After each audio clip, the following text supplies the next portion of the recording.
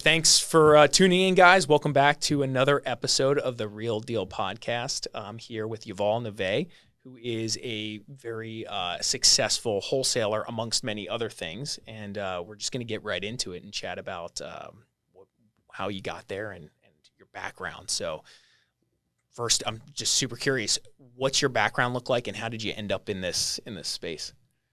So first of all, thanks for having me, Larry. Yeah. It's a pleasure, man. Yeah.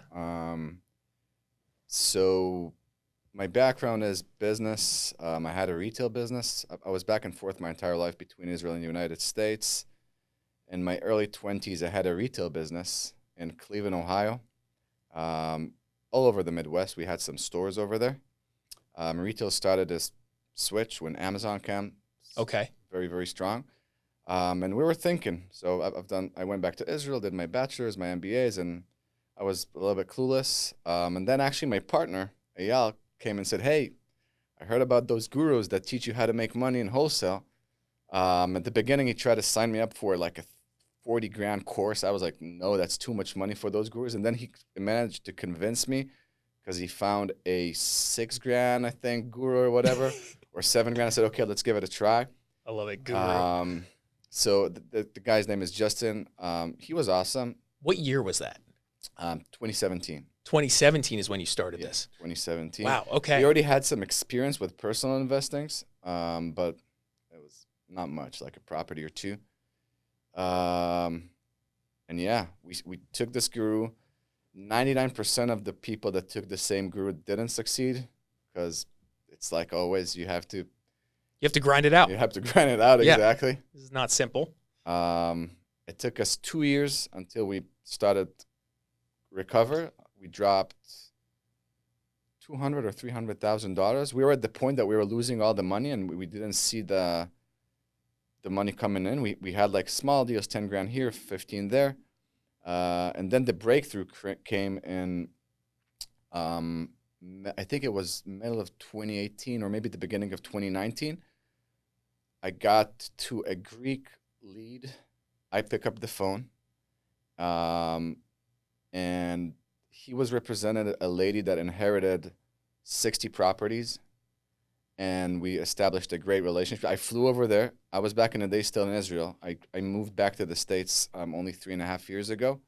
So only once the business really started, like beginning of 2020, once we really were established. But back then, I flew from Israel with a bottle of ouzo, because they're Greek. Yeah. And we got so connected. And down the road, we sold, I think, more than 50 or 60 properties of her portfolio. And that was kind of where we started making money. They were like the breakthrough.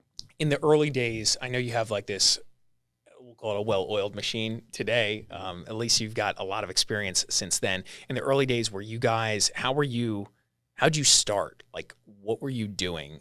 Were you physically on the phones?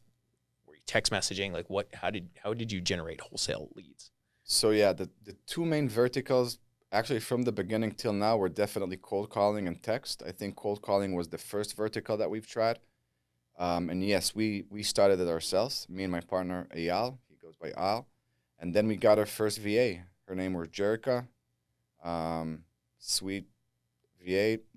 I had better ones. And then I had 3 others. So we had her, Mars, and Rachel. We had 3 VAs. One was like scraping the lists, trying to, skip trace, get the addresses right and the phone numbers of the potential sellers. The other one was kind of doing with me disposition, and then the other one was we were trying to build acquisitions. But yeah, we started it ourselves, 1 VA, 2 VA, 3 VAs. Yeah, you know what I'm thinking? I want to step back for the audience sake. Can you explain wholesaling in general? So if anybody's out there that doesn't understand what we're talking about, that's a good place to start, I think, too. Yeah. So wholesale is, I would say, the kind of a gray space in the real estate industry.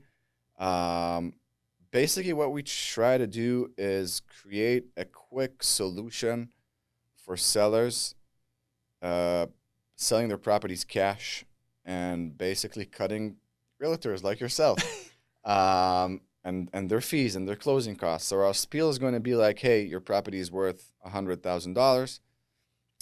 Once you put it in the market, the average day of listing is 6 months, give or take. You got 6% on commissions. You got closing costs, so you're expected to net around, let's say, for the sake of the example, 90 grand. I'll give you 70 right now, cash. Do you want the deal? And I think it works very well with two kinds of properties. The first kind is going to be distressed properties with sellers that do not have the money to invest and list it on the market and make the top dollar. The second kind is going to be distressed tenants that are not opening the doors or making a hard time. And especially in those markets that we've chosen, there's a lot of this inventory that enables us to help those sellers.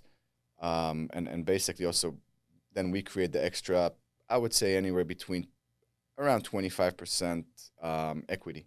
That's usually kind of our ballpark that we play with. So we get the deal for 70,000. Let's say the seller agreed. He signed up for 70,000. Let's say the property is worth, let's say it's a turnkey property. He just wants it unload and there's a tenant that's not opening the door. So he agreed for 70. I took it for 70.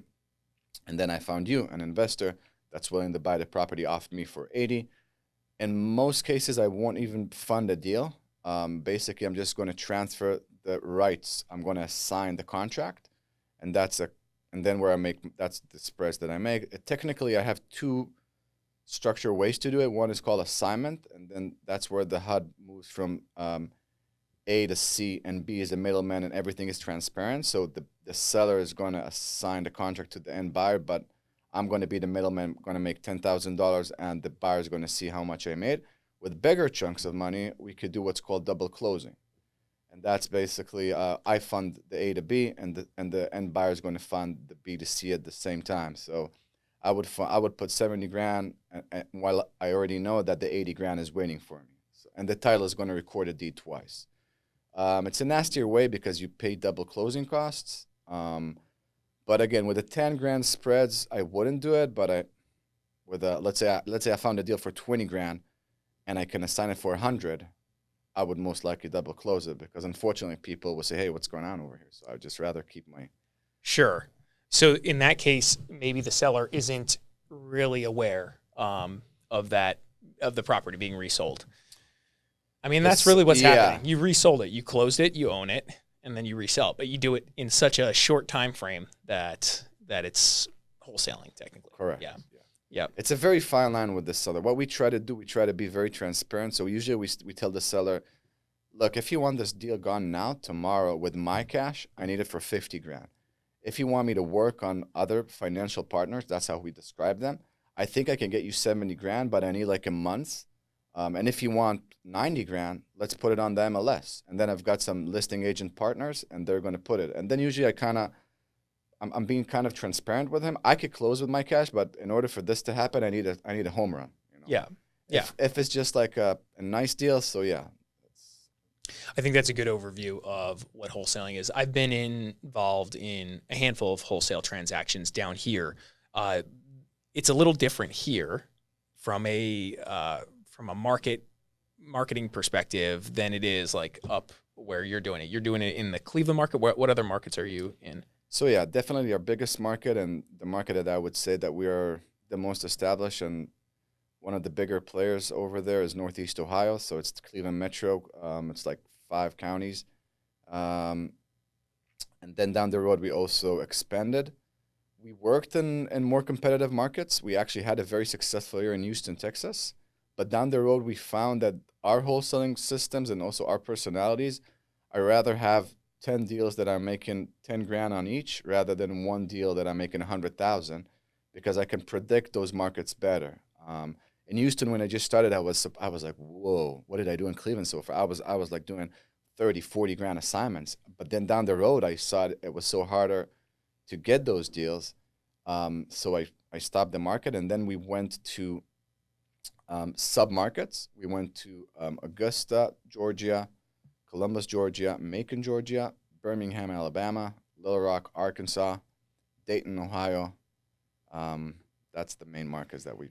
And what is like your criteria for thinking about entering into those types of markets? You mentioned like a market that has maybe more distressed opportunity. Is that Is that the key Yes. process? Yes, the stressed and also I would say more an investor's market versus a landlord market, because once you wholesale those properties, the end buyer a lot of times is going to be an investor. And an investor most likely is not going to buy a $6 million single family home unless he's going to flip it pretty badly. Yeah. And in order for him to buy for 6 million, probably he needs to get very big spreads over there. And I'm not going to leave him those spreads. You know what I mean? So kind of the bread and butter of wholesalers are going to be like investor markets. I would say the really sweet spots are going to be the 200,000. I would say the 150 to 300,000 ballpark purchase price, because usually it's going to put you in those submarkets, C-class neighborhoods, not the worst parts, because in the worst, like in the toughest neighborhoods, like the 50 grand properties, 60 grand properties, also investors are tending to stay away down the road. It's rough. It's rough to manage. It's rough to even just, once you buy those properties, the second they can break inside, and you know how many hot water tanks and furnaces I've got stolen from, or copper or Right. Yeah. Yep. So that's kind of the sweet spot, I would say. Yeah, the 150 to 300,000 single family homes, 3-bed, 1-bath, 1,300 square feet. That's kind of my. So like a C, B class neighborhood, C, B class property quality. Well, I guess you would also buy an A class property quality, but it's just deal specific, right? Yeah, and another thing with the A class, obviously, I would love to get. So let's put Cleveland as an example. So Cleveland, let's say the C class are going to be between 100 and 200,000. The B class are going to be 200 to 300, just give or take. But the A class are going to be, obviously, it's much cheaper than South Florida. The A class are going to be, let's say, 300,000 and above, but it's going to be much harder to find an uneducated or a distressed seller in these markets. So you could find them, but creating volume, sustainable system on those markets as a wholesaler, I think it's tough. That's interesting. Yeah. So South Florida, you live down here, and so you pretty much are remote, right? All the businesses scattered throughout the U.S. or primarily Cleveland metro. So you looked at South Florida as an option to wholesale in, right? You and I talked about it. We did a demo. Did you? In Orlando. Okay. It didn't work well. Also, nowadays I also understand, because I didn't put the right teams over there, my acquisitions and everything. But it was also a simple fact. If I would text blast 20,000 text messages a day in Northeast Ohio versus Orlando, I would get half the amount of the leads, or even less. Oh, interesting. In Florida. Interesting. What do you think the reason for that is? A lot of big players like myself in these markets for a lot of time, people that have deep pockets and are investing a lot of money. A lot of competition on the wholesale side. Yes. Okay. Like on every side, I guess. Yeah. Yeah, exactly. And also, I would say more educated sellers, 100%. That was a thing I was considering or thinking about. Like, why do you think they're more educated? What's the difference? Florida is a very special market. We all know, like, the market went up so strong here compared to the entire nation. So I think there's a lot of talk around real estate. Even with, let's say, the lower income families, they're going to, oh, this guy just sold this property for 300,000. We bought it 50 grand like 2 years ago. So I think people are opening Zillow. Like, also in Cleveland, let's face it, like 90% of the people will open Zillow and have a kind of estimate or ballpark. But in Florida, I think it's even stronger. People are they know better. Yeah, there's a lot more. I think you're right. There's a lot more talk. There's a lot more thought about real estate here in this area, because it's hot. It's a hot place. Also, realtors, correct me if I'm mistaken, it's one of the amount of realtors per capita over here is one of the highest nationwide. Yeah, that's true. And what I typically tell people is, like, if you can compete as a real estate broker in this market, you can go other places, and it's just a different world. The level of intensity and effort you have to put in to win here is different from some other places in the country. Yeah. But the reward is also much higher over here. just asset values are just significantly higher, right? So you get a combination. We were touring property in the Carolinas with an investor, I don't know, a couple months ago, me and Jaron, and I was with a real estate broker who was running us around, and these properties we were looking at were like $100,000-$200,000, and here in South Florida, like it's rare we do $100,000 transaction. Usually it's like minimum in most cases. I mean, in the 250 range is like the minimum usually. Condos. Yeah, condos, small condos in unique spots, but most properties are above that. And I was just thinking about how many of those she needed to sell to hit my target here, and it was like 500 of those. You know what I mean? Like something crazy, some crazy number. I was just like, that doesn't work. Like you can't do the same amount of business, get the same amount of return by doing that, because you need so much more staff to manage 500 transactions in a year, right? It's a lot different. So I always think that if I'm going to be a broker one day, it's probably going to be in a higher, like Florida, California. I don't know. It looks tough over there for me. With the average sale of, I think the average sale over there is like 150, 200,000. So yeah. I mean, over here, the average is more than $500,000. I get, or somewhere around it. Yeah, you can dominate probably easier though over there with if you take the tactics you use here in South Florida and just apply that same energy up there, you probably can take the upper end of the market there. But it's let's do it. But it's yeah, right. Let's go. Yeah. So I have so many other questions so let's like step back. So you started in 2017. You got your like first shot with a guy who had like 60 properties. And were you just wholesaling those? Is that what you were doing there? Or yeah, at the beginning we kept actually from this bulk, once we started to make money, we kept like 2 of them. There was actually a one strange scenario. So there was like a package, we sold it as a 4 package, and the buyer wanted to take only 3 out of the 4. And he was agreeing to pay for the 3 as much that we had the contract for the 4. So we kind of won the property for free. We were at the beginning. Yeah. But then we flipped it and we made it a nice day. So then we said, okay, maybe it's actually a good idea to buy them sometimes ourselves and invest the time and money and flip it ourselves. How many flips do you think you've done? More than 100. More than 100 flips. That's huge. How many wholesale deals do you think you've done? 500 will be a nice ballpark. Yeah. Wow. Yeah, that's not playing around. And 500 since 2017-ish, right? So I would say 19, 20, 21, 22, we're averaging more than 100 deals a year easily. If not, I would probably average 120, 130, like 10 deals a month. Yeah. It's going to be a good ballpark. So only on those 4 years, we've done probably 500 deals. 23 is a different story. It's sure. I want to touch on that too. I want to get your take on where it's headed. And I also want to hear your thoughts on like if you were to start over today, like and didn't have any experience, but maybe you had the experience, but you were like starting from scratch and you had to build the team out, and like what your thoughts are on can you do it? Would you do it? Today? Yeah. With the market climate today, or market climate today, but you have all your knowledge. Do you think is it a good business to enter? Do you feel it's getting tougher, right? I'm stepping aside a little bit. I'm keeping it. I also got the capital right now, so it changed the picture. Sure. Because I could close deals.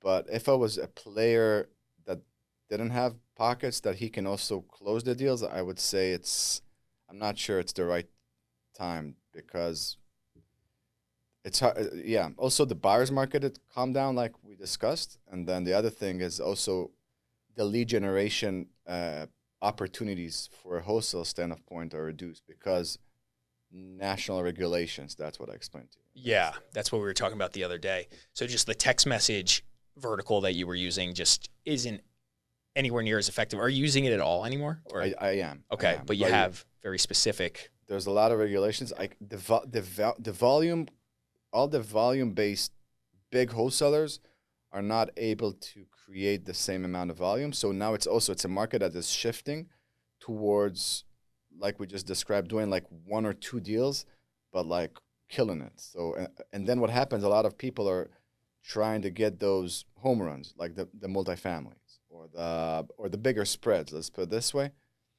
It's just harder to get to the reach that we've done back in the days because the text message. The text message allowed us to text tens of thousands of people a day, and there's a country regulation. The carriers themselves, they're just blocking, and those days are done. Not only in our space. Oh yeah, I have it. I have that issue, and I'm not even like blasting text messages like that, right? So I have a system set up where everything runs through our contact management platform, even my personal cell phone. Everything goes through, and so all the calls and text messages are tracked in the platform. So it logs, oh, you text messaged this person, you called this person, and so when we text message through that system, I might be sending, I don't know, an invite out to 20, 30 people, or trying to send out a new listing to a select group of people that I know would be interested in this specific listing.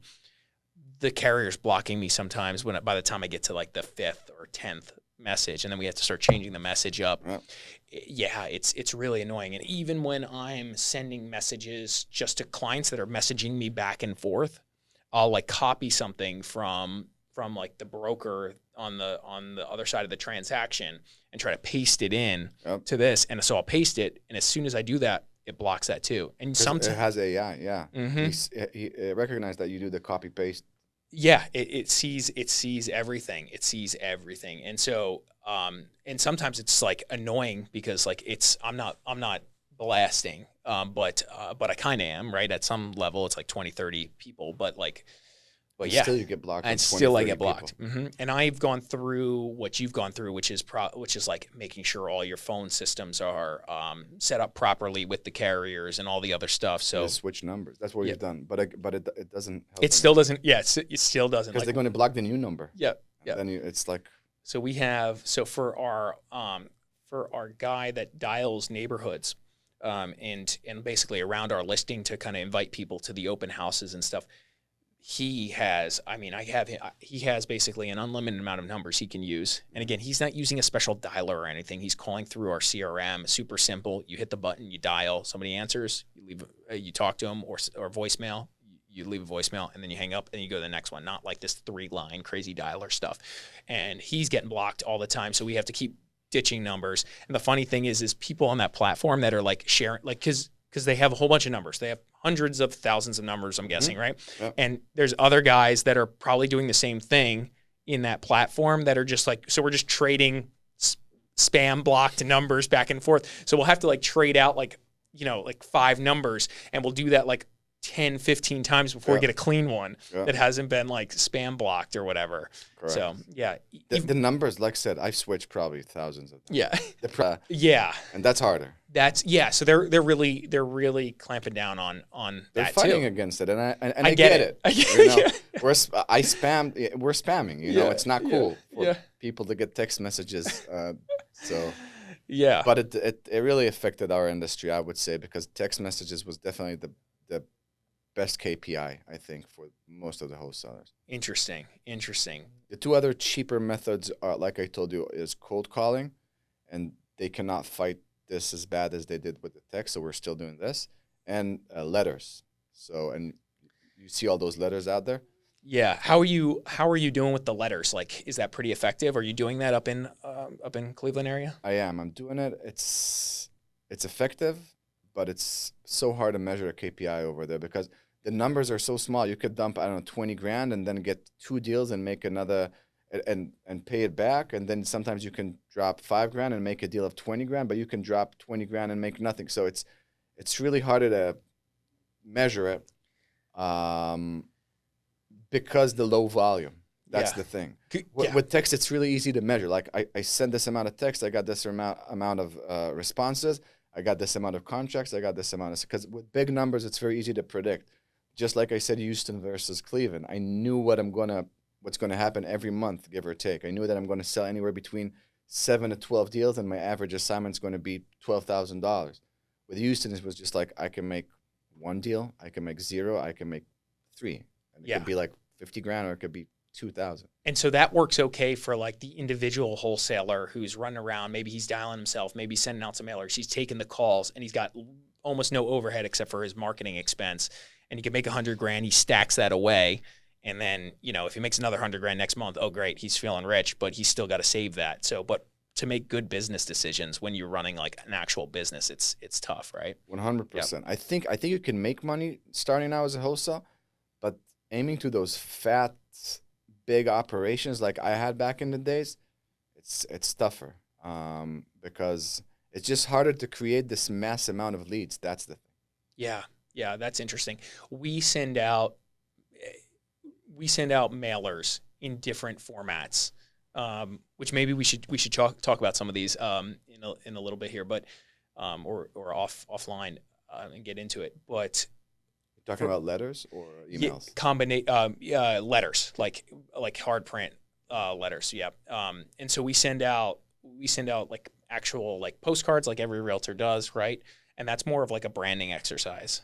And so like you probably don't have like this desire, or it's probably not helpful to brand your business, right? Like it doesn't matter if they know you, or does it? Or is it helpful? It doesn't matter. Doesn't matter. It doesn't matter. That's the thing. Yeah. So for us as a real estate broker, it's like branding is kind of a big piece of this, right? Sure. It's like a huge piece actually, like being trustworthy and all that. And so that's important. But we also, we send out a mix of like the branding stuff and then the handwritten letters where like that kind of have just a direct call to action. Better, by the way? I don't think any one thing works, right? It's like there's no Was it the magic yellow postcards with the handwrite? Yeah, so exactly. That's what I'll get into. I'll share my secrets with you later. But yeah, so we do some of those tactics where it's like it's a little bit more like wholesale-ish, right? Like or investor focused, and then we combine it with the actual like postcards that are more branding, and that tends to have the combined effect of, oh, Larry sent this saying that he might have a buyer that's interested in the property. It looks handwritten, maybe, right? Yep. And I know Larry because I've been getting his mailer every month. Plus, Larry also has a door knocker or whatever. He does all these other things in the neighborhood, and I've seen his signs. So this I actually might call over any other guy who sent me one because I know Larry. Yep. And it's a direct CTA. But with this strategy, and correct me if I'm mistaken, you really have to focus on specific neighborhoods. You can't go spread because the budgets will be crazy. The budget would be insane to get like that kind of brand awareness. Exactly. In like, say you just say you wanted to be all of East Boca Raton, like you'd have to spend a crazy amount of money. The return would be there probably, but the amount of money you'd have to spend to get that done would be like insane. Like almost unachievable, right? Yeah. The amount of money you'd have to spend to do that. Because you need like 4 or 5 letters each time and nice ones, and they need to know your face. They need to know Larry. That's exactly. And then you got the combined effort of like, we're meeting some of these people in their habitat, in their neighborhoods. So like we can't be in every neighborhood. We just physically don't have that kind of time to door knock it or speak to them or just be present and have signs in every neighborhood. It's just really hard. It's really hard to get there. Which is part of the benefit or the advantage of being a real estate broker. Because if there was that ability where like some big company could go in and just like do that, like 100%, you wouldn't have the opportunity to be like a small local real estate shop. In general, I think is one of the less as more diverse like the money divides for more individuals. It's hard to consolidate that. So many people try, right? I mean, you got all different. Zillow. Zillow tries, right? Everybody tries to tries. buy all those properties without getting inside, and you have to get inside the property. Yeah, that's the secret. And AI cannot get inside the property. He can show you the roof, but you don't know what's going on inside and who's the tenant. Yeah, so let's talk about that. Paying. What do you think about that? Like, so Zillow made the attempt to be, I don't know, quasi wholesaler, right? Double closing, right? Strategy, right? We'll buy it and then we'll sell it again right away. And they tried to incentivize realtors and all that to help make that happen. And they got burned. They got burned, big time, right? And I would argue they had people going in the property in some cases, or in most cases. They had an inspector go through, they had this or that. I'll give you a perfect story of this. Like I was representing a buyer. It was a property that I knew was thinking about selling. They sold to Zillow. for a great number. And For a then great number for the buyer or for Zillow? for the buyer, For the buyer. the buyer made more money than he would have otherwise made on the open market for sure. Like when they told me what they were going to get paid by Zillow, I was like, do it. If they'll actually do that, do it. So they went ahead and did it. And then I had a buyer who was interested in buying that property, right? And we get there and The property was already owned by Zillow? owned by Zillow at this point. Okay. So now I had a buyer interested in doing it. So bring the buyer to the property. And I didn't appreciate this right away when I was there the first time, but this property was a wood frame construction in Boca, where typically most of the product is concrete block. And that changes the value for anybody who doesn't understand this market. That changes the value. It was a clean property, but it was wood frame versus every other comp in the neighborhood, concrete block or How almost. much do you think it changed, by the way? It depends on. Let's say 2,500 square feet, apples to apples. What's going to be the change on the? It depends on the timing of the market. Like in the heat of the market, like 2021 or whatever, you might be able to sell that property for the same price you'd sell a block house for, or close, maybe 5% less. Pre-2019, 20% less in some cases, 10 at least, depending on the condition and everything. Like it's hard to pinpoint, but that's kind of where I'd say it falls. Most of the wood frame, they stopped doing it from the late 90s, right? Most of the wood frame is done in early 90s and before. Exactly, and prior. Yep, but there was a lot of block still in the 80s, 90s, 70s, 60s for sure too. Do but insurances treat them differently? not so much. Some people might argue and say yes, but like it's been my experience that you can figure it out where it's close. Historically, I wouldn't buy a frame house because insurance was treating it differently. That was my experience in 2015 era. Up north, it's only frame. It's only frame. Yeah, that's why I said that, because people from out of the area that might be watching this are going to be like, who cares if it's frame, right? And that's actually what the bet is when you own a frame house and I'm representing the seller. It's like, we'll find somebody who doesn't care about that or doesn't appreciate the difference here in South Florida, and they'll buy it and they'll pay the same number. Yeah. So that's what you were getting a lot of, especially during the peak in like 2021, early 2022. So anyway, so we go to the property with the buyer that's owned by Zillow, and we get in there and we find out it's wood frame at that moment. I didn't know until then. And they had an inspector go through the property, deemed it block, and checked off all these boxes. Zillow had an inspector go to the property, and they bought it based on the inspection report. And bingo, like they bought that place as if it was a wood frame, or as if it was a block construction house. They paid, I can't remember the exact numbers, but let's get like example. They paid, I think, $700. They sold it for $600. So like they just like lost huge money there. Yeah. So what was your I don't know. Their strategy was buying it below Zestimate. That's kind of the thing. Or I wonder how much below, because let's say the Zestimate was, I don't know, 800,000. So they were fine paying 700. I don't know their spreads that they work with, but what I've heard that they lost the money because situations like you just described and more. Yeah, and you got inspectors who don't have a real vested interest in like the deal. Like you're buying a property, you have a vested interest in that thing. You know what you're doing.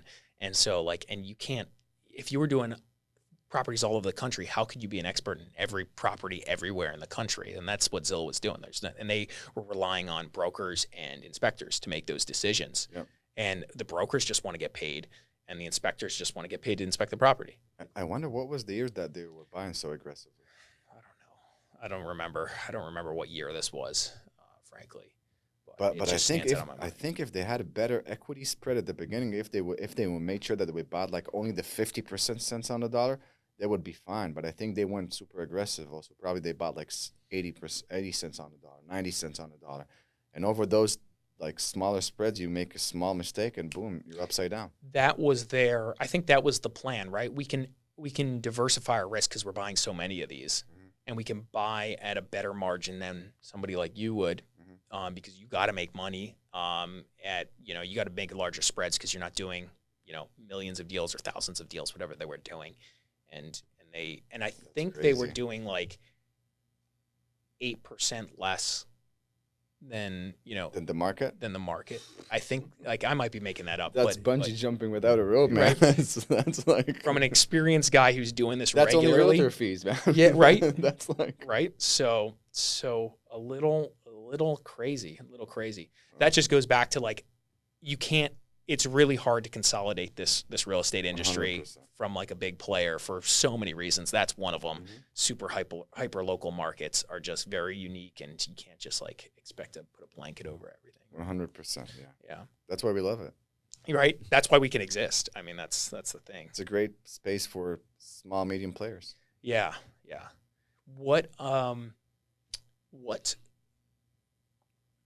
are you doing today now? Like, what does that look like for you right now? So like 2023 probably been the toughest year in the wholesaling industry. Not so there's the cheaper verticals that I spoke about. That's text blast, letters, cold calling, and then there's the more expensive ones, and that's PPC, Google, TV, radio. Now, over those verticals, back in the days, the KPIs could be good because the buyers were buying 95 cents on the dollar. And now we're in a space that we all know the situation. Like, buyers are stopped being they don't pay the same, and sellers are still not selling because, they got their good interest points. And so real estate, it's tougher. We're still doing the wholesale. Luckily, we bought a lot of properties ourselves, so we own about 70 doors ourselves. So now we're able to liquidate some of them and then use the money for fix and flip. I just bought actually a 3-unit yesterday in Arkansas. Awesome. Congrats. Thanks. And Cool. I'm going to buy another single family in Ohio. So I'm buying every month, I would say, a property or so. But again, I'm buying only those 60 cents on the dollar. I'm not buying those. I used to buy, not like Zillow, but I used to buy like 80 cents on the dollar. Now I need them like 60 cents on the dollar for real. So if back in 21 I used to buy 3-4 deals a month, now I can't find it. So I'm buying one deal every 2 months or one deal a month. That depends on what I found. And I would say fix and flip is a bigger portion of my strategy because interest rates. I used to burr a lot of properties. All of my 70 units are burred in 6% and below. Most of them, I still stuck with 10 or so that are not in those rates. So for the listener who doesn't know what we're saying when we talk about burr, elaborate. And have you gotten out of those like clean, like as far as like you have no more equity in those deals or close? So I do have equity, but yeah, I've maximized a lot of it because I bought them in a good price and then I just refied them. Usually it's 70%, so I still have the 30% kind of equity left in the deal. Cleveland, all of them are in Cleveland. I have 2 in Texas, 1 in Alabama, and 1 in Arkansas now. But all the rest are in Northeast Ohio. Luckily, this market it didn't go down. Yeah, I don't know if it will. I'm not a prophet, but Yeah. But I was gonna yes, ask you that question. Yeah. yeah. I think we spoke about it. I think in regards to the market, and that leads me to what I'm looking for. I just want the game to stable. They're shaking my monopoly with those interest rates all the time, and everything is moving. I want the Fed to stop. I'll be fine with 6, 7, even 8. Like, people will understand that's the new climate. Sellers and buyers will get to their even point, and then we can start running again. But currently, this past, a year and a half or so that they're doing it, it just makes so much anxiety in investors and sellers. So everybody's kind of playing their cards very safe. And I'm doing the same. I'm buying only home runs. Yeah. That's my perspective too. If like things can just like stay wherever they're at, everybody will kind of begin to adjust. It might take some time to get that adjustment leveled out and get that certainty of this is what it is. Our parents in the 80s, how much, what was the interest that they were playing with? Huge interest rates. Yeah, double-digit interest rates. Yep. Yeah. And they were playing the game. No one said, oh, you got a bad, like, that was the game, Yep. It was still better than renting a place. Okay, let's take the deal. Yep. Now it's just like we were used to ridiculous low rates. That's the truth. Yeah. I'm not sure it's going to ever come back to fixed 1s and 2s, like low 2s. That's free money. That's free money, man. That's free money. Yeah. Yeah. That's crazy. So now you're buying a deal once a month ish. You're closing on those. Yeah. how many wholesale deals are you able to kind of knock out now? Like, what are you doing these days? Anywhere between 1 to 5 deals a month. So Okay. we cut in we cut in more than half for sure. And if you think if text message was still like a viable vertical, would you think you'd still be doing the same volume you were? I would probably reduce, and I would say like the market. What's the amount of deals that the market, 20%, 30%? Something like that. Yeah. I think I could live with those numbers. Yeah. But because the text, it took me down like 60%. Yeah. That's Yeah. You got like double hit with the market change and your marketing channel Exactly. not being accessible anymore. And at the beginning, I think it was the beginning or maybe the end of 22, where the buyers already, when did they start shaking those interests? When was it? 22. Yeah. Like March of 22, right? So the beginning, end of 22, my texts were still working, but they already start shaking the rates. That's exactly what I've experienced. Okay. I lost like 20%, but I was fine. I could roll. But then also the regulations came on the text message, and now it's a different ballgame. That's why you got to hold some of those sweet deals and not just cash them in 100%. when you get them. I mean, that to me is the purpose The of biggest being thing. a wholesaler, right? You generate enough money to go do one of those deals that you just did and you burr it. And back to the burr thing. So you're buying, you're renovating, you're refinance, or you're renting it, you're refinancing, and then you're repeating that process, Exactly. right? So that's basically what it is. So you buy something, you do all the work, you get a good tenant in there, get the rents up really nice. Now the property's worth more than what you paid for it and more than what you've put in total. So then you can go back to the bank and say, hey, I want to refinance this thing. And you pull out, perfect world, you pull out every single dollar you put in it, and now you have infinite returns because you're cash flowing, you still own the asset, and you've done a deal with a loan that takes out every single dollar you invested in that deal. Right? 100%. Yeah, I mean, that's back in the days we could sweet spot. Yeah, back in the days we could burst 75% because the interests were so low. I could burst today, but I'm scared to do anything more than even 50% with 8% interest rates. Interesting. So when you're burring, you're buying these things cash, and you're not even putting a loan on them up front. You're just buying it cash, doing all the work, and then usually I would buy. So with 70 properties, I would buy them hard money. So usually I would buy them hard money. I would be in and out in 6 months, a year at most, and then permanent financing in the end. Yeah, and there's all these tricks around being able to get these deals done properly. Like I've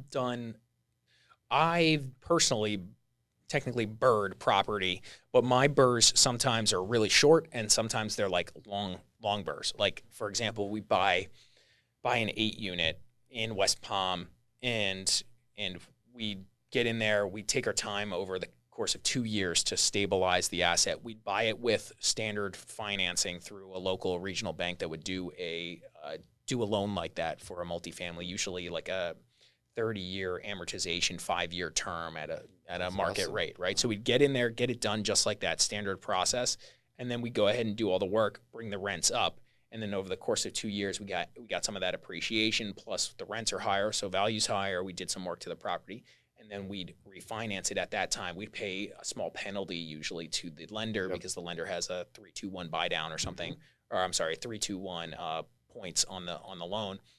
But so we do it in year 2 or year 3 where we're only paying like 1 point to get out of that loan, and then we go ahead and get a new loan, super clean. We got interest rates were low then, so we could do that, and it was no problem. And you could buy it day first with a low interest. That's the and we bought in low first, and then we still kept on, and then we refied it low again. So those worked over the course of 2 years, and then we get that cash back, and we do another one. So in a perfect world for the past 10 years ish, what we were doing is we were staggering these things. So like every year we had one or more refis happening where we were able to pull that cash out. We take some of our personal cash that we've made through, normal business operations, and we plow that into the next deal we could find. And we kept doing that. And that's how we scaled to the almost 100 doors me and my partner have today, right? Yeah. And that's the biggest thing you also have. Because that's my, I got anxiety in the beginning and said, okay, it's not working as it used to. But then I kind of breathed and said, okay, I got some nice equity. I got some nice deals. And I would say for every real estate investor, that's really the key. Because, if you keep them long-term, they're going to go up. Well, that's huge. But also, like, when I look at, like, my business and, like, your business, we have to continue to innovate and be creative and compete Mm-hmm. every day. Mm-hmm. Every day something's changing. You lost your text vertical. I mean, I got so many other things that are in flux here in my personal brokerage business, and like it gets exhausting competing and being creative and performing the magic trick. That's what I call it when we find like a really good deal. It's like we just performed this magic trick. How hard was it to get that deal at 50% of value or 60% of value or 80% of value? How hard was that? That was really hard. Now for me just to go ahead and flip that, I got to go figure out how to do that again. Yep. And then hold that one. Like when do you, because at some point I think it just, for me personally, I think you just hold, you're doing all this work to hold assets that just cash flow without work. Yep.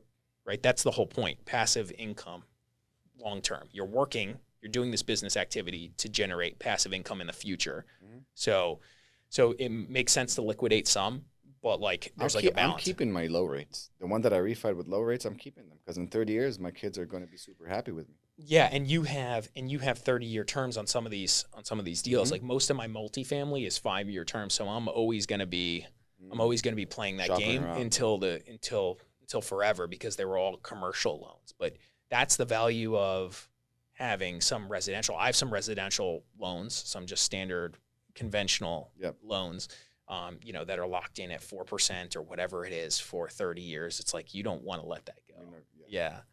Not letting them go. Yeah, because you're just going to continue to cash flow crazy over the next. And the thing with Bering, I think, back in the days with the 2% or even 3 or 4%, we could really pull out all the cash and go again. Now, I'll take 50%. The money's going to end in a certain point. Yep. Yeah, because I've even done deals and see, this is the weird part about South Florida. We bought the single family home here in East Boca for $370,000 off market through just the network, and we paid $370,000. I put $40,000 into it, so we're at $410,000. It appraised for $8,000. Okay, huge win. This is probably one of the biggest residential wins we have. So we were able to get, I don't know, they were willing to give us $450,000 on a loan, right? But if we took 60%. Yeah, something like that. I forget why or how, what the reasons were. I think it was because we've turned it so fast that they didn't want to lend. Seasoning. Yeah, we didn't season the asset long enough. It was right at the 6-month window. We turned it right there. So that's another trick that when it comes to burring quick or doing any of these things, it's like you got to have the right lenders. Because I talked to a handful of conventional lenders that said they couldn't do it. Actually, where we're sitting right now, Choice Mortgage, I'll give them a shout out. They're the ones that did. They're the ones that did this one. Yeah, that one specifically. No one else could actually do that at the time that I spoke with. Conventional, yep, conventional investment loan, yep. QM, qualified mortgage. So anyway, they did that, and we took the $450,000. We just said, screw it, we'll take the whole amount. But we were getting like $3,700 on the rent, and I think all in our costs were like $3,600 to own that house at that amount of money that we were taking from the bank plus taxes and insurance and all that other stuff. And so we were just like, this is really tight. We don't love that. And so imagine if the rate was 7%, wouldn't be able to do it. Upside down. Yeah, you'd be upside down, and so you'd be losing money. We pushed it to the limit partially because we have all these other assets that cash flow cover it, and then And then so we're like, just take the money. Years, and you're gonna get some equity down the road. Yeah, so we took the $450,000 and did another deal that cash flowed well too, and then we just kept doing it. So, but to your point, like when the rates are higher, it's much harder to do the burr. It's also very hard to find the burr deal. Like those are rare. I mean, that deal is like, I haven't seen it. I haven't done a deal like that since I did that deal in 2019 or whatever I did it. Yeah. So, and we were riding the wave of the market going up. Yep. So it's just like you get a little lucky. You do enough of deals, you get some real lucky ones, and you get some real duds, right? The second vertical that also keeps us alive, by the way, and that's the other thing that we're doing is basically flipping, but to end clients that you already know. We had like a turnkey company, and then we got a lot of out of state and out of country investors, and Cleveland market, not only Cleveland, all the middle of the United States. The caps are still there, and I think nowadays it does attract investors from, I would say, more expensive parts of the state that are understanding the game and change. So we do have some California buyers. I've got some Israeli buyers. I've got some Floridians, and usually these guys are willing to pay 95 cents on the dollar. I can find the properties at 70 cents on the dollar, 75, and here's my spreads. I flip, but I know I got to end buyer, and we have our own management team, we have our own construction team, so. And the more you do of that, the more teams you can have that are like dialed in and doing exactly what you need them to do. And then the better you understand what you can and can't do from a flip perspective, right? 100%. Like if you did one next door and you're buying this one here, it's like, okay, I know exactly what my margin is going to be because I know what this is going to sell for when I get it done, right? Yep. So the doing some form of volume, doing volume really helps the expertise for 100%. sure. For sure. There was a time where we were buying a lot of multifamilies back to back, and I literally I didn't even need to see buildings per se, like inside. I could kind of get a sense, and I just knew the number, and I didn't even need to do the math. We didn't have to underwrite a deal, so we were the fastest guys there. Like property came on the market or agent called me, I'd just be able to say, what is it? Give me the specs. Okay, this is what I can pay for this, right? This per foot. Non-refundable EMD. Right? Just doing it. And that was the chaos of the 2020. Let's just do this. So we were able to do that. And we were also able to take the risk on saying, like you just said, going non-refundable and also not doing any finance contingency on these bigger deals. That's because we had lenders that literally just closed the deal last week, and I just call them up, hey, double checking. You can do this. I'm going to go non-refundable. You understand the risk I'm taking. Yes. What can you do it? Yes, I can do it. Okay, how much time do you need? 30 days? I really would love 45. Okay, I'll get you 45, but I want to close in 30. So let's target 30. Same exact calls I had, man. So when you're doing that volume, you can really be effective, and you can kind of beat some of the competition. 100%. And by the way, I think if there's one space that is suffering more than us is the lending game.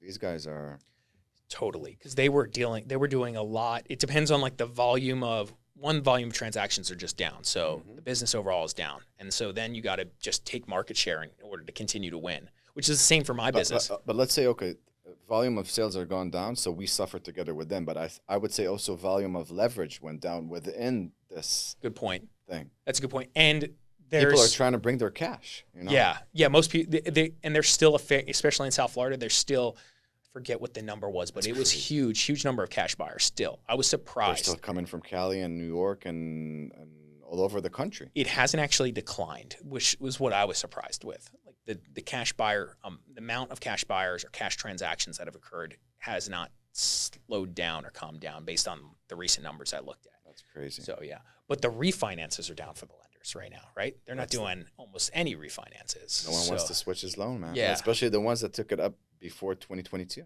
Yeah. We're all locked here. I hope you are, but yeah. Yeah. My personal home, I thank my wife that she pushed me into it because I thought the market was up. It was in the beginning of 21. All right. And I got it for, 275. Now it's 30 fixed. Yeah. So that's good. This one is not going anywhere. I have a custom construction loan on a property right now. So like a custom home spec build we're doing, and it's a big, $2.6 million loan, right? So it's a big project for me. It's huge. And we were talking about this in 2022 is when we structured the deal, like March of 2022 or something like that. I locked it in March of 2022. So right as the rates were starting to go up. I could have got it lower, but rates started to creep. So I locked it then. We closed it on that loan in April. And at the time we were talking, like, should we do variable? Like, should we do a permanent? Should we do a loan that converts from an 18-month construction loan to a 30-year fixed perm? Or should we just like let it float after 18 months? Yep. Fortunately, I did the perm. And so I locked a rate on this construction project, on this investment deal for 4.5%. Wow. For a construction loan, right? Which is massive. I got lucky.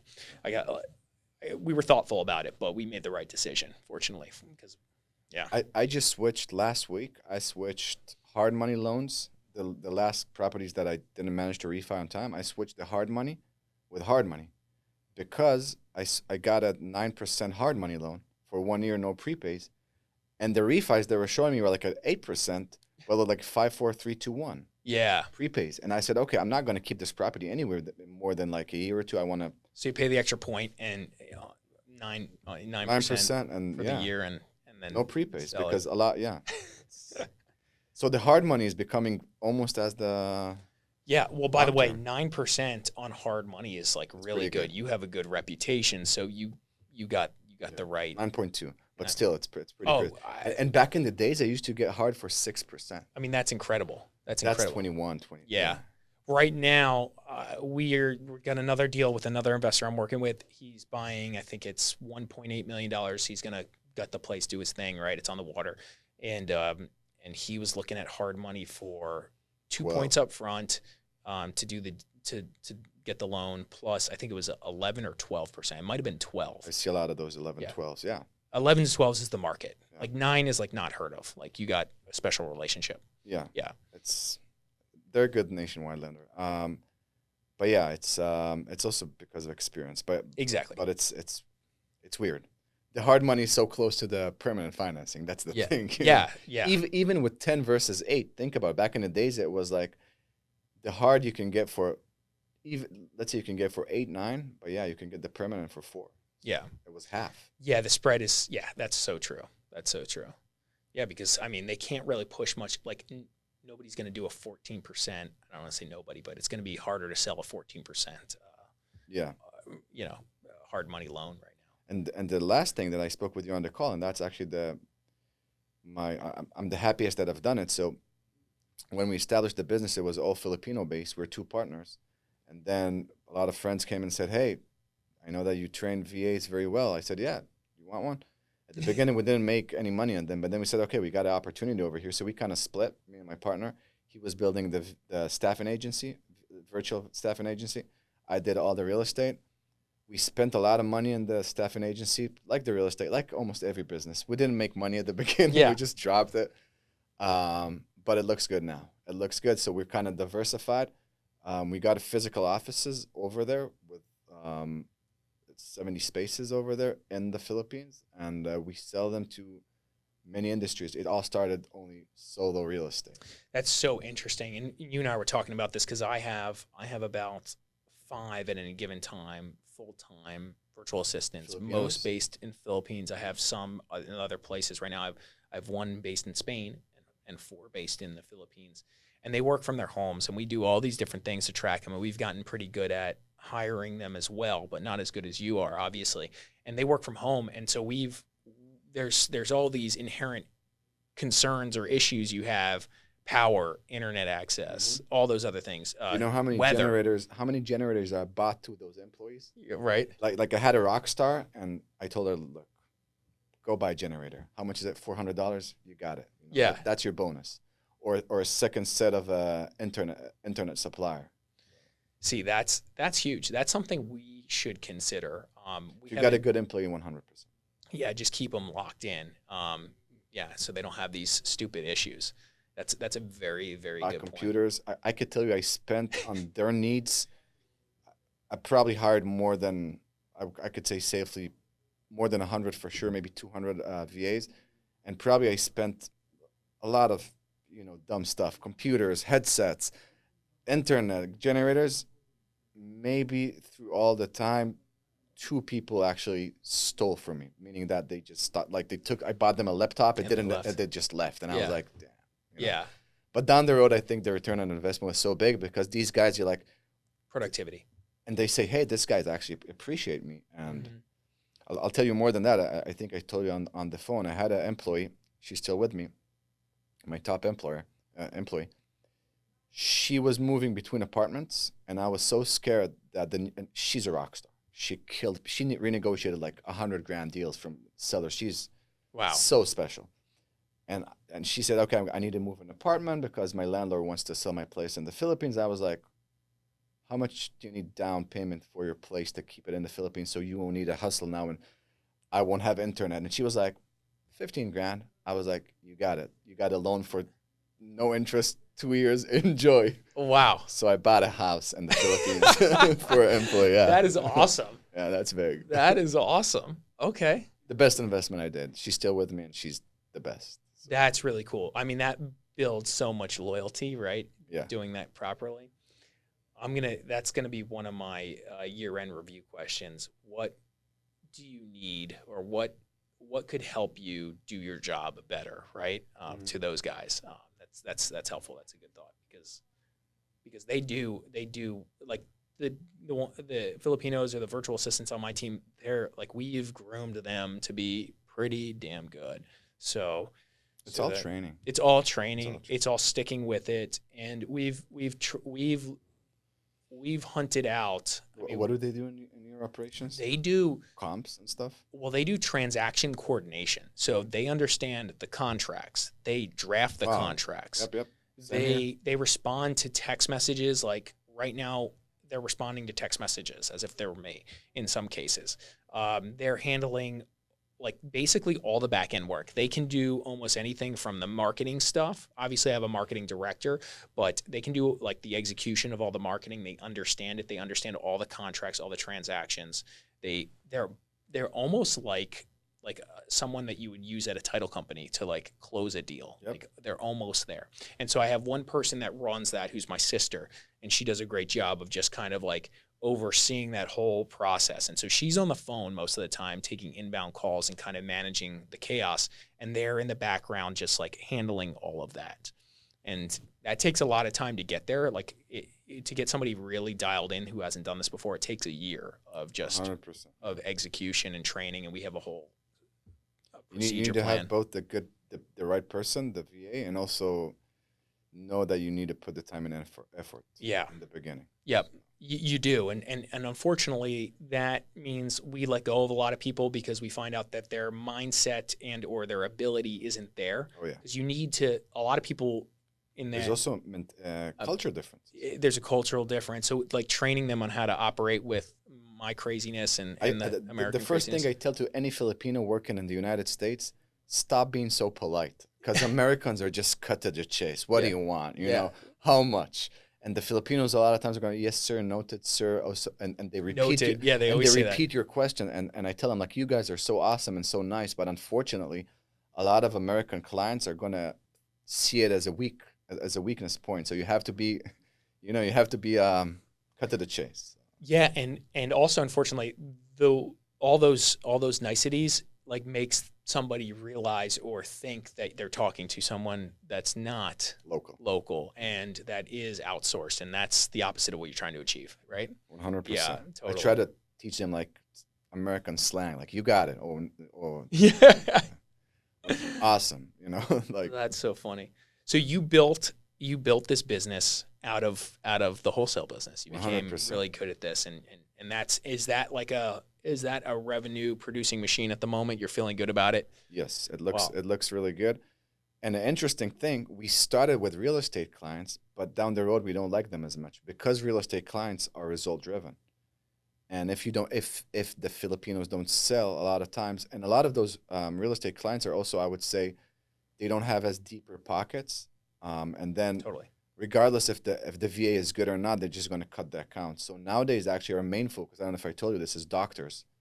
So we sell VAs to doctors. I'm trying to get inside also the IT space because, again, there's bigger spreads over there, and I can also create bigger value. But with doctors, it's a very interesting space, yeah. Wow. Receptionists, refills, insurance claims, appointment setters, and usually it's bigger teams, those doctors. So interesting. Yeah. Interesting. Yeah, that makes sense to me. Yeah, more of the service-based stuff instead of the sales-based stuff is probably a better That's spot. The thing. So the coordination manager that you got in your business, or also the one that I have in the real estate, I'm going to keep him forever.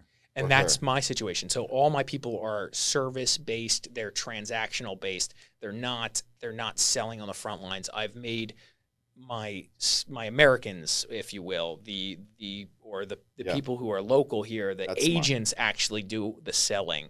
I have one guy who's on the phones all day, and he's based here locally. He does the selling, and he gets a commission based on sales, a portion of that based on the inside sales. So. But also with cold callers, it's the same. So cold callers, they're still VAs, but it's result driven. I got 5 of them. I see one of them is making 10 appointments a month. The other one is making only 6. He's out. Yeah. But with the coordination, he's never going to be out as long as he picks the phone and comes to work. Yeah. Because he's going to be cheaper than an American, and he's going to do the job. Exactly. Result driven. Exactly. And again, if you do the training for these guys, any human who's has the desire and will to do it can do it, can do something, right? As long as they have the certain level of intelligence, right? So like you might as well outsource most of that, right? There's great labor over there, man. Yeah. There's great labor all over the world. Mm-hmm. And you can find them half the price or less. So it's a thing. Simple. We committed to it. We're doing it. We're doing it probably at a higher level than almost anybody in the area, I'm sure. Because I have one guy on my team. He's my ops manager, Will, who just like he's the expert at hiring these guys, and we go through a lot. But and the biggest thing I would say, and maybe also gonna hire my services down the road. Try to get them in the office because those COVID days, what they created is a lot of work from home, but it created a lot of problems with it.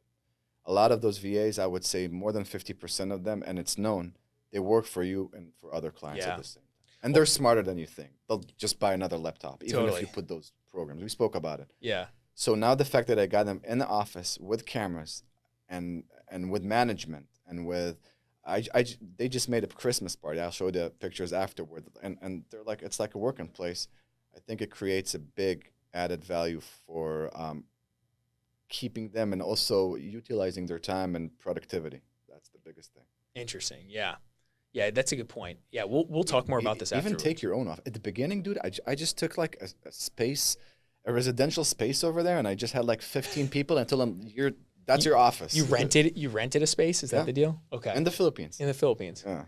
You're just like, go get it, man. You've been over there and you've kind of checked everything out? So we go every year. We do a big party. We take all of them to a resort over there. Cool. Our flights are usually cost more than the resort for 50 people over there. It's pretty cheap, and it's so fun. And that's the biggest thing. I always try to remind myself also in like tougher times like this, like there's so many people that you change their lives doing it. Like the example I gave you with the home or even just like with a stable salary. Yeah. So it's fun. It's fun to see them face to face. I encourage you, if you got the time, and you got already 5 VAs that you know for like 6 months or more. And I encourage you to go and see them face to face. It's big. That's cool. That's cool. I know they're like kind of scattered a little bit all over the country, so we'll have to figure that because I guess just it's not meet that them big, in one right? place. Yeah. Just buy them flight tickets. One thing I would say though, it's the furthest point I think in the world from where we're at right now. Oh, that's interesting. 12 hours gap. The fastest way to do it is a 17.5-hour straight flight from JFK to Manila. Interesting. Okay, you have some experience at this. It's pretty bad. Yeah, that's a long flight. Oof. All right. Well, I got some points. We might do that. Yeah, man. And you're gonna have so much fun. Yeah. Cool. So, we touch on so much, but you were also, and I didn't ask you this offline, so I'm curious. There was a moment where you and I were talking about data, like collecting data and stuff. You had like kind of a system set up for that. And how you were generating data for people to call. Are you still doing that operation? Like you were, I think you were selling a program, right?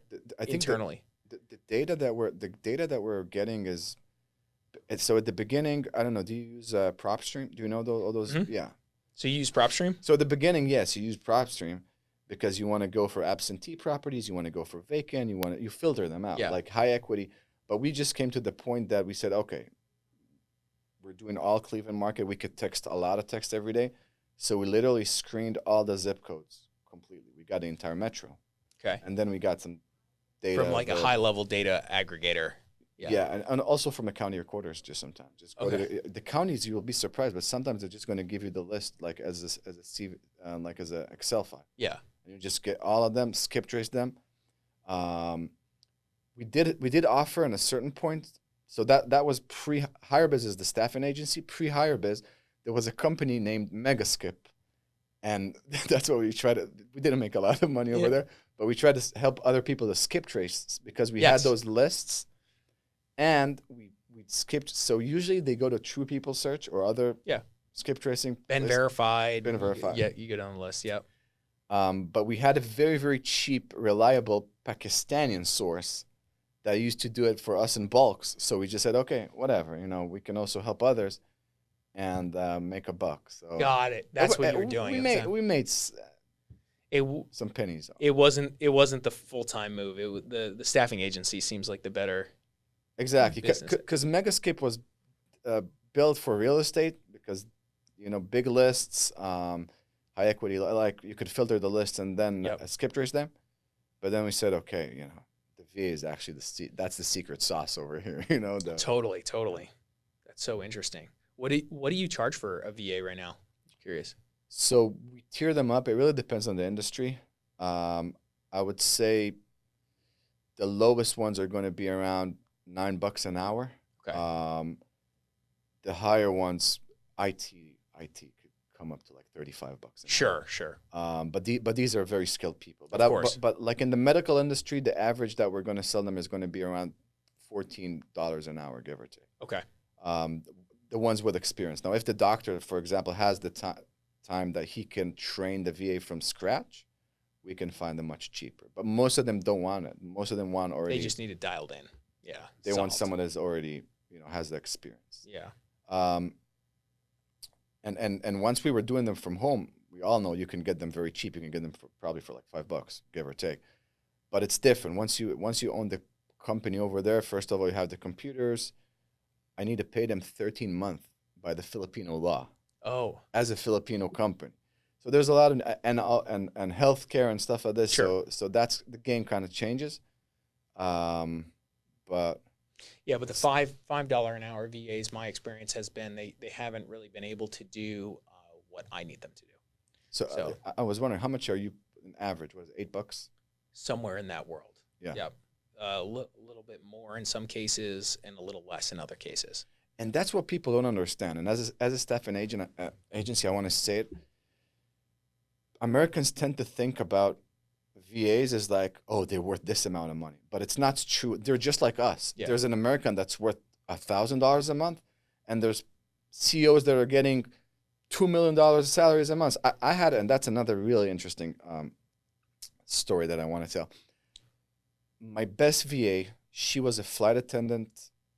Now the other girls. So I had two best, but one of them. She was a flight attendant for Air Philippines. She got fired in COVID. I got her. She was so good. She was doing all my operations, lending docs, all the back office, like a beast. Yeah. She could multitask everything. And then one day she said, look, Yuval, I'm working graveyard shifts. They started at 9 p.m. up to like 9 a.m. I don't like it anymore. And my Air Philippines want me back. And I was like, Eliza, how much is Air Philippines paying you? And she was like, $1,500 a month. I was like, I'm going to offer you 4 times as much for a Filipina. She was that good. But she said no. Oh, wow. She said no. And then I got it. It's not the money. It's not the money. She didn't really want to work graveyard anymore. She got married and she wanted to see the world because she's young. And I said, okay, if you totally, there's travel perks, et cetera, with that. Okay. Yeah. Interesting. That sucks. And then I said, like, paying a Filipina, and I have now, people that I'm paying them good salaries also compared to the United States. Sure. But they're good. They're making $3,000 and $4,000 a month, but they're really, really good. So people are people. Their KPIs is if you got something good, keep it. I agree. That's been our opinion of certain people on our staff. It's just like we got to lock this in and really take care of them for sure. I want to switch gears. So like you've done so many things and we've been bouncing around all over the place, but I want to talk like deals. Like now you were saying you're buying stuff 60 cents on a dollar, maybe you're wholesale, you're seeing stuff at 80 cents on the dollar. But like what kind of like cash on cash returns are you seeing in that market? What are your thoughts around that? Because I'm just generally curious. You sent me 3 deals. Ohio is the strangest. Yeah. Once you see the numbers, you're like, whoa, there's crazy numbers over here, but it's tricky. So yeah, that's my thing. Risk comes with reward, 100%. I would say the B-class areas in Northeast Ohio that I can predict, they can generate 7 caps. I could be pretty comfortable knowing that I can generate anywhere between 6 to 7 caps, dealing with tenants that are decent. Okay. Now, once you go to those double-digit caps, it's like a casino. It's either you make 15% or you lose your crushed. money. Yeah. Because you start dealing with so Section 8 is that's another thing. Section 8 is working for me. Are you doing a lot of Section 8 stuff? In these areas. Okay. So once I buy those crazy number areas that I know that I'm going to deal with 90% of tenant that's at some point going to stop paying, I'm going to have to evict him, and he's going to leave a mess in the apartment that I'm going to have to clean afterwards, and that's basically going to kill all my returns, and I'm going to lose money. I came to the point that in these areas, I think working with Section 8, it's worth it because those tenants stay longer. You got the government involved. In the beginning, it might be tougher, so getting all those Section 8 requirements. Yep. But once it's done, I completely think that in the, I would say, C- areas, C, D class areas, or worse, I like playing Eden, Section 8, domestic violence, all those groups. We used to do a lot of that in some of our neighborhoods. I do almost none of that now, just because I think there's just been a transition. It was a little bit more painful to deal with those groups to a degree down here. There was a time where I had 50% of my portfolio was that. So like I was doing it. But there were a number of reasons why we just decided it was, like you said, there's a lot of paperwork. My manager was doing a ton of that. He had to get it inspected. There were all these stupid things we had to fix, all that stuff to get it right, which is fine. So in certain areas, I'm a super supporter of it. And certain other areas, it's like, it's probably not as ideal for the 100%. return. Yeah. In Boca. Yeah, it does. Yeah, not in Boca. I actually did have Section 8 stuff in Boca at one point, but not since then. I mean, we put our property on the market and we see where it takes us, right? That's the reality. Who comes and makes the offer, and we make the best decision. So, but you can get so many applicants with 650 or 700 credit scores and above, and nice work, and so totally. So yeah, it seems chances to encounter an eviction in Boca and Parkland, I guess it's much lower than in Cleveland, city of East Cleveland. That's a good example for one of the toughest spots over there. So yeah. So, I mean, some of the deals you sent me recently, the multifamily deals, like, what are your thoughts? What's your reaction to those? I'm just curious. I know people don't actually see them or understand them, but some of those were like 8, 11 units. They were in arguably a little rougher of an area, right? And they were like double-digit caps, right? I actually like them. I like the brick exterior. I like that one. Mm-hmm. I like all the brick exteriors because they're stronger and they last forever. Yep. And you just need to power wash them. You don't need to replace them. That was my reaction. That's the deal I actually think I liked the best. Everybody liked the brick. Yeah. By the way, I think there were 2 brick exteriors. Okay. Both of them over there. And they could be painful. They could be you could eat shit. Sorry for my language. On the way with a lot of problems, but once you manage to stabilize those, and I would say with Section 8, I'm talking about the 2 brick ones, because actually I sent you 3 deals. There were 2 brick ones. They're like in rougher areas. Mm-hmm. And then one like motel or whatever that was being transitioned. The motel one I like it a lot because first of all, it's a slab. So in Ohio, most of them are colonials, and it comes with basements. Now, interesting. 99% of the basements in Northeast Ohio or the north of the United States, let me tell you this, all the audience, are leaking. Because those properties were built in the 20s, and they're just leaking. There's always water coming inside. So, yes, people like them because there's extra space, but as a homeowner, they could be a lot of pain over there. So those slabs, the ones that are slabs, are actually better maintenance-wise, or smaller crawl spaces. This motel is an interesting one because actually it's a better area than the 2 others, and it's second line to the lake. The tricky part over there, it's a conversion. Yeah. So the zoning was done. I did the zoning. Actually, I was thinking about it, taking it myself, but I'm at the point right now that it's a big project. It's a big project, and I have other fish to fry. And it's and the thing is basically breaking the walls from the motel and making it units. But I think and I like it. I like this one. If I can cash refi at 4%, man, I would take it. Totally. Okay. Yeah. It's just the exit strategy is always what the concern over there. And so you said cap rate of 7. I mean, if you're like you said, if you're getting a 8% or a 7% loan on these types of things, it's like hard. It's hard to do that deal. Yeah. Now these things I sent you, if you take the look at the numbers, they're like capped. They're much higher. 12 or 13. Yeah. Mm-hmm. But yeah, they're riskier for sure. The execution is tougher. Like just either from rezoning to all that, or just it's just filling it up, right? The filling up is not the problem. I would say the speculations that you need to take always higher in those areas are vacancy loss, because they're just, some of them will stop pay and then you need to evict them. What do you think the vacancy loss is on those brick ones? What are you seeing in your after portfolio? stabilized? After stabilization. So yeah, stabilization could take longer. That's another thing. So in Florida, stabilization period probably could be very quick. I'm over there, I would say probably a year, give or take, stabilize it. And then 20%, I think, is 20% vacancy. I would go with this. Just because, let's say, one of the 12 units stop paying, and eviction takes you an average. How long does this take there? Yeah. 2 months, I would say, in and out. Okay. And then you need to clean up the place again and lease it again. And here you are, 4 months, like. No problem. Yeah. 4 months out. Yeah. 2 of these a year. And then you got all the regular vacancy. How much do you calculate over here? 6%. 6%. Yeah. And do you actually reach 6% though? Because I also used to do at the beginning. I used to calculate 5% in the better spots, and it's sometimes it is, especially with the single families. You just find a tenant that stays forever. Stays forever. Yeah. But like on the multifamilies, that's the question. In some of them, yes. In others, no. Here's the thing with my portfolio. What we do is we take our time. So we'll take down a 14 unit, and we'll go in there and we'll raise rents, but we won't raise. We already have good debt on the property, so we just raise rents to what we think keeps almost everybody except for maybe 1 or 2, right?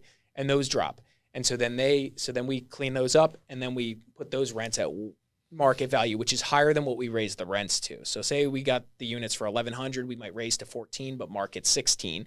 Okay, so the 2 that drop, we'll get them at 16 or even higher because we'll clean them up real nice, and then next year be another little raise, and we'll do that again, and or somebody will drop out. So we have this continuous thing of like 100 apartments that are always kind of like in this weird flux because we've never finished, or we've rarely finished one building entirely at one shot. That's been our process, just because one, it doesn't require as much capital up front, and we can take that capital that we otherwise would have spent on just like gutting a place and taking it down to zero and then putting it back, and we can take that and we just put it into the next deal. So we have a bunch of assets that we're kind of building off of the cash flow up to where we need to be with them. Are these, what do you describe most of them, C-class or B-class? C-class. Like everything's pretty much C-class. Like everything's C-class vintage, I would say, like 70s product for the most part. We got one 2020 build, and we got like 219, no, not even. We have one 2020 build, that's an 8 unit, and everything else is like 70s-ish. So C-class, and most of it's in C-class neighborhoods. Some are in like B-class or A-class. We have some stuff in Boca that would otherwise be called A-class. Yeah. That's another advice I also want to give to the audience.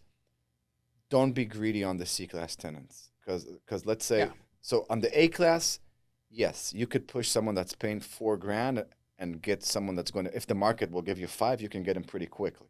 But on the D-class or the Section 8, you got a tenant that's paying $900 and he's paying it on time for 2 years, and you can make on this unit $1,100, let's say. Don't push him over there.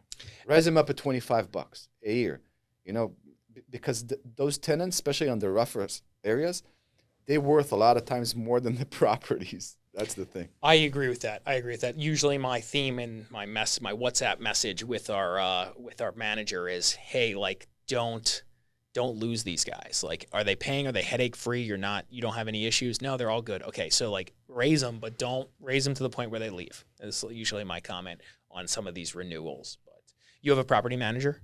So that's a whole other discussion. So we use property management. We start self-managing ourselves. Our portfolio, 70 properties. Down the road, we took a lot of friends and family and turnkey properties to ourselves. So we have a property management, and I'm selling it this week because I'm just done with it. You're selling the property management company? Yeah.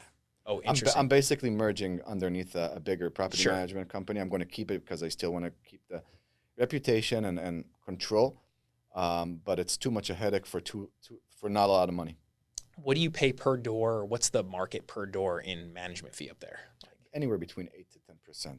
Okay, wow, that's actually okay, but the rents are lower, so or we're paying like $100 a door here in South Florida. But actually, so the company that I'm merging right now with, they have a very interesting model.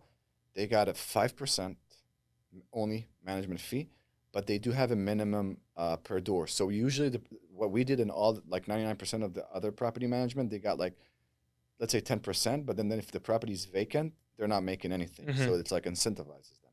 But this dude, he did it. He's a superstar. Maybe next interview, I don't know. I'm going to bring him down to Florida. Young and super Oh, that'd be cool. interesting guy. Yeah. He built all this management company over there. So yeah, he got the structure, 5% only, but then you got a flat fee. So also if the property is vacant, he's still making something, so he can still support his expenses. Got it. I would tell you this though, management companies are not making money from management fees. I didn't make money from the management. The only way you can make money from management is if you screw your clients, unfortunately, and I've been through management companies like this in the beginning. Leasing fees are income for management companies because then they can keep the first month, and maintenance. That's where management companies make it. If they're able to create a very cheap in-house maintenance people and then subcontract it and sell it high, that's where they can make money. Yep. It sometimes create a conflict of interest. I agree. But the management fees are unsustainable. Let's put it this way. That's interesting. Yeah. Especially, well, like if you're trying to build like a business around it where you're not like the guy every day dealing with it, like it's hard to make money. The one-off guy, like we have a guy that just, he manages all our properties, and I gave him a bunch of my friends and clients properties to manage too. So he's got like 200 doors. He manages them all himself. Wow. Yeah. No crazy. VAs, nothing? He has like his wife that helps out, do some bookkeeping and stuff on the back end. And now I think he's got a little bit of support. I think he brought his mom in too, whose mom's helping out too. So like on the back end, he's kind of in the field. 200 doors. This guy's a beast, So man. that's kind of the amount of doors that we manage. And I had 3 VAs. Chaos, huh? Yeah. Yeah. Maybe I should connect him with you, and maybe he can The worst use business. some virtual assistants. Yeah. The worst business, like the management is really the. It's tough, man. That's why I didn't take it myself, because like I joke like 200 doors, like we're at 100, I could manage this and I could just do nothing else. And that's it. Right. And They're making money, the management companies, but I think they only start, that's what I hear from all of them, once they hit like the 1,000 doors, like the big companies. Sure.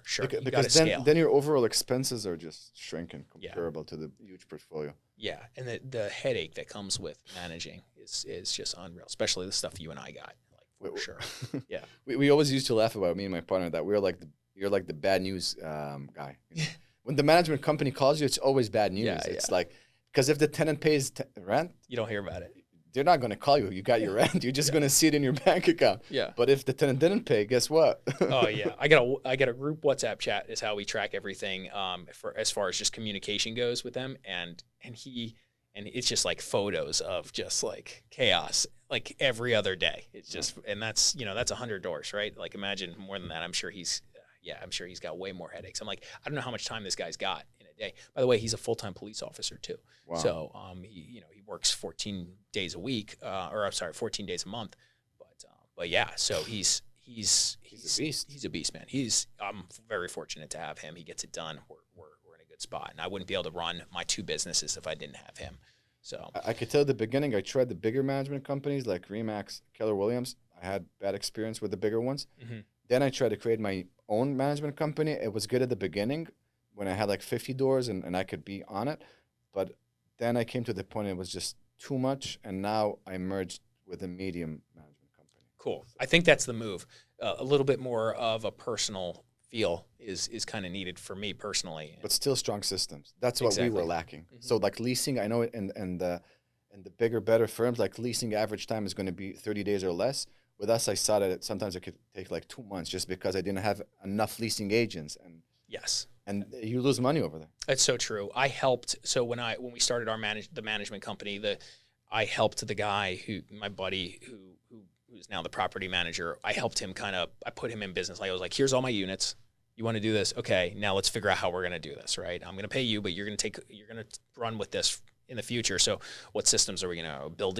What are we doing? Whatever. Buildium? That's what he uses now. Yeah. I did it at the beginning. Then we went up Folio. At Folio. So that's a consideration now for him too. Yeah. The 2 big ones. Yeah. So we built it out together. So I've got a good handle on it, but yeah, it's important. It's important. He leases stuff out way faster than any other man. And I know most of the management firms here. We've interviewed a bunch of them here on this podcast too. But if your lease is good, leasing is everything. Yeah. If he finds good tenants and do it quick, it's Yeah. He asks me what I think about the tenants, et cetera, in this chat. And I'm like, you're the one that's going to be dealing with them. Like, you let me know. Like, are you willing to deal with this tenant? Okay, no, then let's wait. You know? Yeah. Yeah. But you're right. I don't have a good handle on vacancy rate. I don't know if it's actually 6%, right? We really should like do a little analysis on that. But that's try to work with the bigger multifamilies. I think in Florida, and it must have been lower than Ohio, that's for sure. Again, I don't know the exact neighborhoods that you're working with, but yeah. I would say 10% is probably a reasonable ballpark as well. 20 is like, it's pretty tough, but still, it's better to be cautious than. I agree.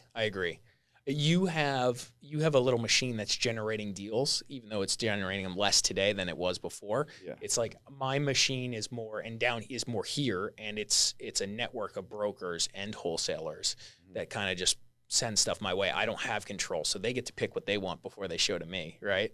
And so sometimes we're able to pull off a good deal. Sometimes they get something off market, but not always do I have this like perfect machine. That's the move with the wholesale business. How many wholesale deals here in Florida you've seen that the wholesaler was actually direct to seller? That's my question, because that's the BS that you deal with here too. Yep, that's like 4 wholesalers in the middle. Totally, yeah. Totally. This one's making 5, 3, 10, 20. Totally. At closing, everybody's getting paid, like all different guys. This guy had the mailing list, so he's the one you called, and so right. Usually, that's my first question when I call someone. I'm like, "Are you direct to seller?" 100%. Right?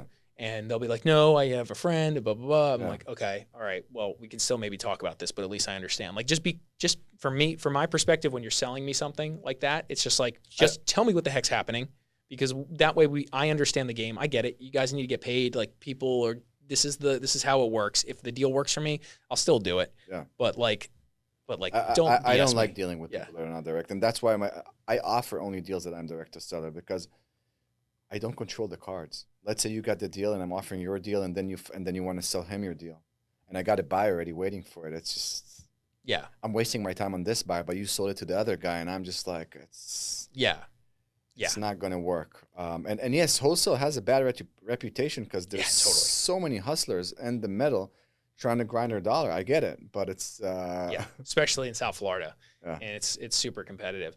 Usually, what I try to do is if I do a deal like that, I buy something through a wholesaler that wasn't direct to seller. I find out who it is at some point during the process, and just sign an NDA or something. Yeah, and then in the future, I just go straight to that. I'm like, hey, well, let's build a relationship. Like, okay, great. So then you start to build this, this. And then if you go to enough of these networking events, you kind of tend to meet all these different guys. You say, just put me on your list. The problem is I don't even have the time to funnel or filter through all the deals that come in my inbox that are like small like that. Like, unfortunately, so I spend my time on like underwriting the 10 units, the 20 units or whatever it is, and see if that works. And so that's one of my issues. Otherwise, we'd probably do more deals. I'm sure I'm missing deals as we speak because I'm just not opening the inbox and like actually spending time on Same here. So hard. Yeah. By the way, what's the caps that you're seeing on those over here? 4s, 5s? On like multifamily stuff? Yeah. 6? Like people tell you that it's like a 6 or 7 cap, but that's nonsense, right? It's like because here's the other thing. I when you talk cap, I like to focus on like NOI yield or yield on cost, which is more like yield on cost takes into account, okay, here's the purchase price, here's the closing costs, here's all the CapEx. Now what's the return? Now what's the cap? So that's the NOI yield or yield on cost on these deals. And in year 2, so after you stabilized. So I look at year 2 yield on cost, and if that doesn't get me, a spread 1.5% above my interest rate on a deal, it's just quickly you can say, oh, this isn't going to work in most cases. So, I mean, right now I need to see like an 8 or 9 to like make this work, yield on cost, and like it's just not. That's just not. You there. don't see them yet, yeah. Period. Like I just haven't seen any of them. So sellers are not dropping. Yeah, unless you're super optimistic about like the future, where you're like rents are going to be higher or rents are going to be definitely at this number, which I don't think you can really be optimistic in this moment about rents being higher. Like you gotta price it at what you think market is. It will be higher in the next 20 years, but sure, not in the next 2 with like. And the game you and I are playing is not to just park money for 20 years because we have so much money. It's like, let's make money on the deal. So like, I need to know that this deal is going to be a big win in the short term.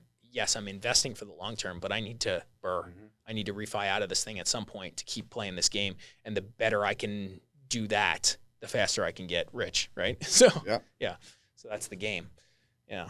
It's all about the purchase. Yeah, it's all about the purchase. Yeah, as usual. It's all about the buy, man. It's all about for sure. If you buy 50 cents on a dollar, you're going to be good. It's that simple. Right. No matter what happens. Yeah. You flip it as is, fix and flip it nice. Yeah.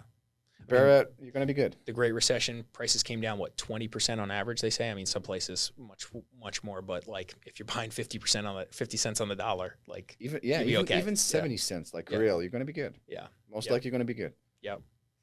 Yeah. Well, I think, do you have anything else you want to chat about? We've been all over the place. Yeah. We've been to Philippines, Israel, Florida, Ohio. Yeah. Yeah. Sunbelt. Yeah.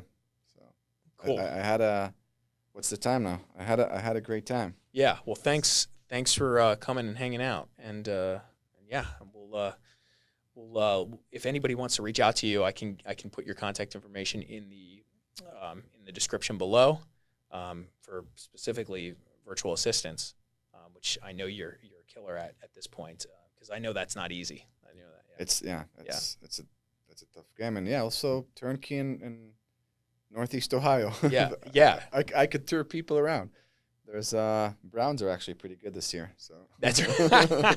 after so many years that they suck. So I go to Cleveland once a year at least. Oh yeah, you said you got a good friend over there. So I go there and I enjoy the lake life for a little bit and then head out. So it's awesome. I like going up there, have a blast. So I'm a fan. The fall is my favorite. It's pretty. Yeah. So here we don't have any seasons. Yeah. Well, that's it. Guys, thanks for tuning in again to the Real Deal Podcast. If you enjoyed this content, hit the subscribe button, give us a like, and we'll see you on the next episode.